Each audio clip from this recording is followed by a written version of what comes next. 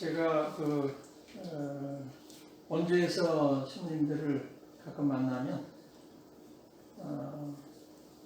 요즘 젊은 신부님들이 다르겠지만 조금 이제 신부 생활을 오래 한 분들은 신학교 때 이렇게 바오로에 대한 공부를 많이 못했다는 얘기를 많이 하십니다. 그만큼 바오로 연구가 활발하지 못했다는 증거이겠죠. 그런데 이제 신부님께서 저희들에게 바오로 서간에 관한 책들도 많이 집필하셔서 저희들에게 도움을 주시고, 또 로마서라든가 고린토서간이라든가 또 바울로 친서 이야기, 또 사도 바울의 이제 발자취를 따라서라든가 이러한 책들을 통해서 저희들은 혜택을 많이 받고 있습니다. 그래서 더욱더 신님께 감사를 드리면서 오늘은 그 고린토일서 7장 이하에 있는 내용들을 좀 중심으로 신님께 좀 여쭤보도록 하겠습니다. 그 7장부터 이렇게 보면 신자들이 사도 바울에게 어떤 궁금한 문제들에 대해서 질문을 하는 내용들이 나옵니다. 그래서 이 지디서를 에베소에서 받아들고 거기에 대한 이제 답변으로 쓴 내용들이 이제 7장, 8장으로 계속 이어지는데, 우선 7장에는 그 혼인 문제가 대두되어 있습니다.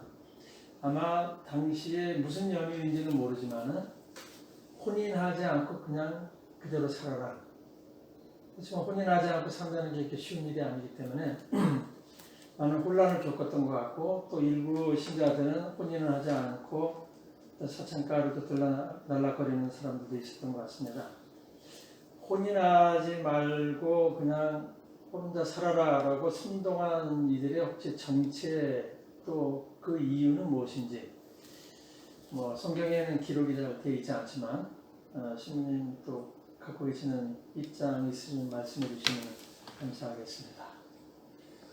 그 바오로의 생각을 지배하던 기본 사상은 이 종말 임박 사상 아니었을까요?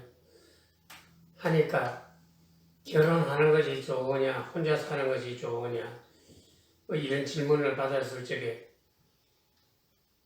역사는 곧 끝나게 되어 있다. 곧 종말이 닥친다. 그런데 신분의 그 변화를 꾀할 필요가 있겠느냐? 그냥 현상대로 결혼한 사람은 결혼한 사람대로 그 부부간에 화목을 도모하고, 독신자들은 굳이 결혼하려고 애쓸 필요가 없지 않느냐? 종말 임박 사상 때문에 현재의 상태는 그리 중요하지를 않다.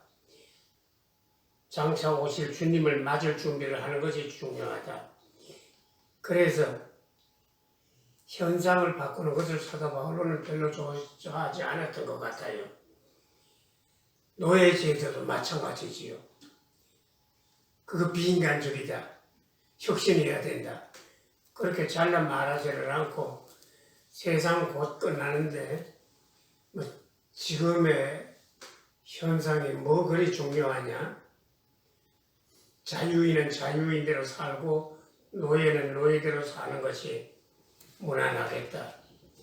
그래서 이 결혼과 독신 문제에 있어서도 사도 바울은 기본적으로 종말 임박 신앙에 따라서 교우들에게 지침을 내리신 것이 아닌가. 이제 종말 임박이 자꾸 지연되다 보니까 2000년 우리 교회에서는 이 독신 결혼의 문제를 거듭 새로 이제 정립하기 시작한 거지요. 그 가운데에서도 글쎄 수도자들한테 이런 문제가 먼저 생겼어요. 아시다시피 이집트 나일 강변에서 수도원이 생겨났잖아요. 함께 모여서 수도 생활하자. 그러는 사람이 안토니오고, 각자 따로따로 수도 생활을 하자. 그게 이제 바코미오지요.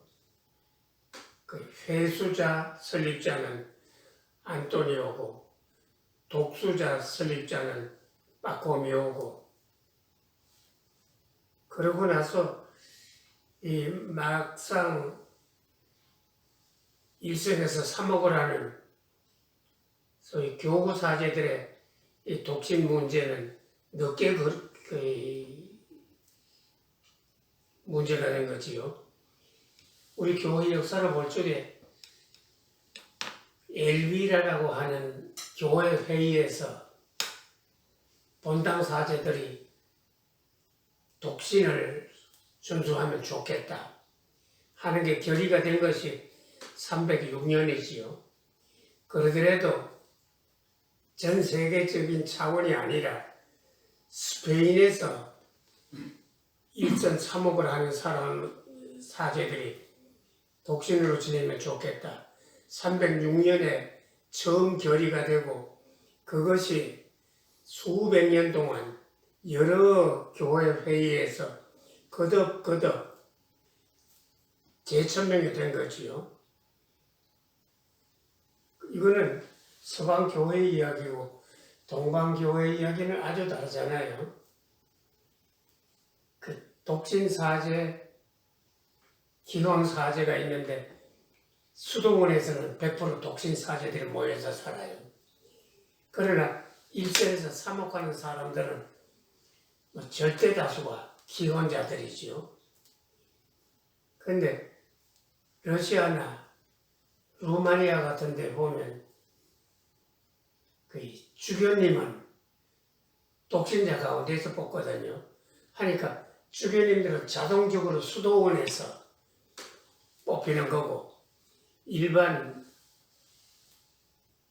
사회에서 목회를 하는 분들은 다 기혼자들이고, 그게 동방정교회에서만 그런 것이 아니라 동방정교회 생활을 하다가 지난 7년 동안에 가톨릭으로 넘어온 사람들을 동방가톨릭이라고 하거든요. 수도원 독신제도, 일반 교구에 거의 사목하는 사제들의 기혼제도, 그거는 부제품 받을 적에 다 결정을 하는 거지요.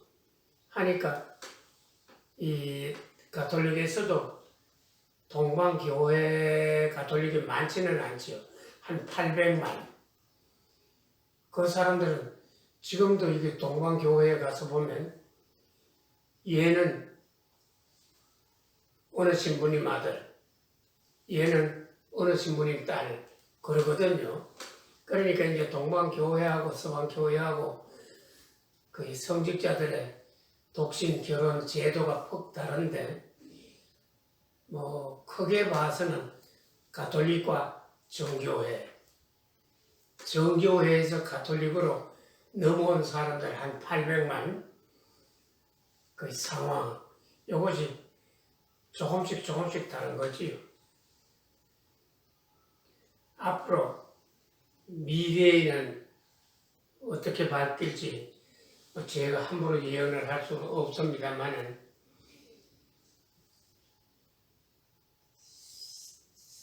역사가 돌아가는 것으로 보아서 동방 정교회 제도가 로마 가톨릭의 제도화하지 않겠는가, 이제 그런 예감이 들어요. 그런데 세상 어디에고 불만이 없는 곳은 없지요. 예루살렘 성서 연구소에 있을 적에 루마니아 정교회 신부님하고 같이 공부를 했는데, 그 양반은 일선 성당의 본당 신부였으니까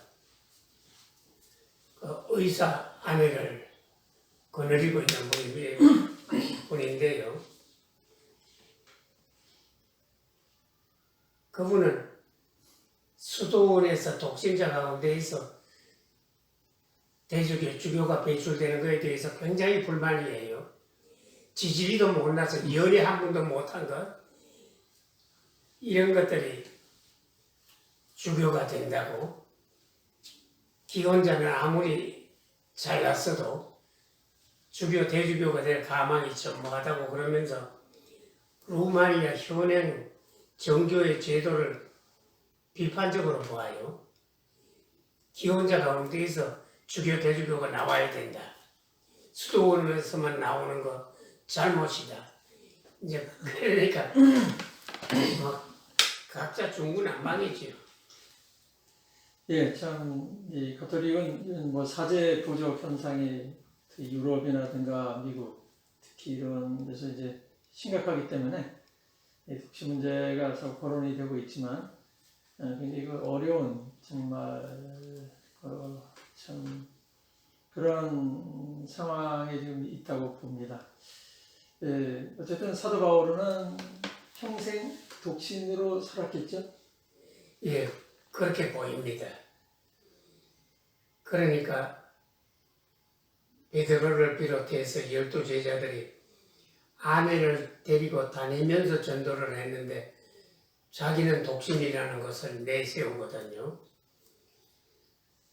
뭐 그 양반이 거의 말년에라도 결혼을 했다는 그런 소식은 들은 적이 없습니다. 예, 유다교에서는 이제 좋은 풍습이 있어서 혹시 이제 결혼을 했는데 선교하는 동안 지중해를 중심으로 하는 13년 선교하는 동안 독신으로 지내는 것이 이제 원래부터 지금 결혼을 하지 않고 평생 독신으로 살면서 선교를 했는지 뭐 성경에는 정확히 나와 있지 않지만 이제 신님께서는 평생 독신으로 선교를 하시는 것을 이렇게 말씀해 주셨습니다. 여기 혼인 문제와 이제 관련해서요. 또 민감한 문제인데 바오로가 이제 이혼에 대한 입장도 좀 이렇게 분명하게 명쾌하게 말씀을 하시지 않았지만은 신자 쪽에서 이혼을 하자고 하는 것은 곤란하지만은 비신자가 이혼을 원하면은 뭐 이혼해도 무방하다. 참 또 바오로 특전이라는 것도 우리 가톨릭 교회는 있고, 근데 요즘 제가 사모 현장에서 보면은 이 이혼 제호 문제 때문에 성당을 떠나는 사람들이 상당히 많거든요. 떠난다기보다는 그 소위 조당에 걸려서 이제 성당을 나오고 싶어도 나오지 못하는 분들이 많은데, 좀 민감한 문제지만은 이 점에 대해서 좀 신부님의 좀 생각은 어떠신지 말씀해 주시면 좋겠습니다. 사도 바울하고 연결해서 좀 말씀해 주시죠. 몇 년 전에 영국 성공회에서 불량인들의 교회 하는 책을 냈어요. 그러니까 성공회에 나오기에 말하자면 그 조당에 걸린 사람이나 뭐 여러 가지로 사회적인 지탄을 받는 사람들, 정상적으로 교회에 안 나오는 사람들을 위한 교회를 내가 설립을 한다. 그래서 온갖 잡동사니들을 끌어모았어요. 그 교회가 불량인들의 교회. 이랬는데 그 정상적으로 교회에 나갈 수 없다고 생각한 사람들을 대환영을 하는 그런 교회이니까 참 신앙생활하고 담을 쌓던 그 불량 그리스도인들이 자기네들에게 미사에 참석할 수 있는 기회를 준 것에 대해서 굉장히 고마워한다는 거예요. 우리 가톨릭 쪽에서도 될 수 있는 대로 교회법 규정에 따라서 내치기보다는 하느님의 크신 자비를 베푼다는 뜻으로 소위 이른바 불량 가톨릭을 수용하는 입장을 취하는 것이 안 좋겠는가. 그리고 우리가 사는 이 시대에 와가지고 세계 문화사 쪽으로도 아주 독특한 현상이 나타나요. 문화적인 대변혁이라고 하겠습니다. 우리나라의 젊은이들 결혼 비율이 지난 15년 동안에 절반으로 줄어들었다는 거예요. 그러니까 동거는 하겠지만은 결혼까지는 생각하지를 않는다. 문화적인 대변혁이지요. 우리 시대라든지 우리 아버지, 어머니, 할아버지, 할머니 그 시대 같으면 상상을 할 수가 없어요. 그 결혼 대신에 동거를 하겠다. 또 동거는 하더라도 아기는 안 낳겠다. 이게 단군 이게 처음 있는 현상인데 이것을 우리 그리스도 교회가 어떻게 감당을 해야 되는가? 큰 문제가 소위 사도 바울 시대에는 예수 시대에는 생각할 수도 없었던 그 동거의 현상, 무자녀 현상이 나타났어요. 지금 이제 지난 한 15년 동안에 시작이 된 거지요. 앞으로도 이 경향이 점점 심해지리라고 봅니다. 이 현상을 모든 종교가 감당을 해야 될 거예요. 그거를 우리 그리스도교, 특히 가톨릭에서 이 문화적인 대변혁을 어떻게 감당할 것인가. 이것이 사도 바울로 시대에 없던 새로운 문화적인 대변혁이 아닌가. 저는 그렇게 생각하는데요. 네, 참 요즘 한국 사회도 이제 교회 안에도 젊은이들이 없고 또 젊은이들이 혼인도 잘 안 하고 저번에도 이제 좀 작은 교구에서 그런지 젊은이들 혼인 미사도 거의 해본 적이 없고 유아 세례를 베푼 적도 거의 없는 이런 시대를 저희들이 지내고 있습니다. 신부님의 말씀대로 엄청난 이렇게 변혁이 이제 일어나고 있는데 지금 교회가 여기에 대한 그런 고민도 좀 하고 또 어떤 분명한 대안을 마련하기는 어려워도 끊임없이 노력해야 되지 않겠나 그런 생각을